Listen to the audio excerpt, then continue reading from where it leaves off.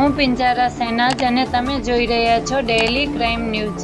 ભુજમાં લાંબા વિરામ બાદ આજે મેઘાની એન્ટ્રી થઈ। ભુજ કચ્છના પાટનગર ભુજ ખાતે સમી સાંજે ભારે ગરમીને ઉકળાટ બાદ ગાજવીજ સાથે 25 મિનિટ સુધી વરસાદ રમઝટ બોલાવી હતી અને રસ્તા ઉપરથી પાણી વહી નીકળ્યા હતા। વીજળીના કડાકા ભડાકા સાથે વરસાદ તૂટી પડ્યો હતો।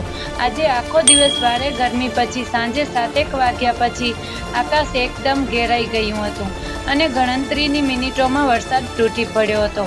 વરસાદ પડી જતા ગરમીમાં થોડીક રાહત થઈ હતી। લાંબા વિરામ બાદ વરસાદ આવી જતા ભુજવાસીઓ ખુશખુશાલ થઈ ગયા હતા। સાંજે વરસાદ પડતા લોકો વરસાદને નિહાળવા અને વરસાદના નાહવાની મજા લેવા નાના મોટા સૌ વરસાદમાં ભીંજાયા હતા।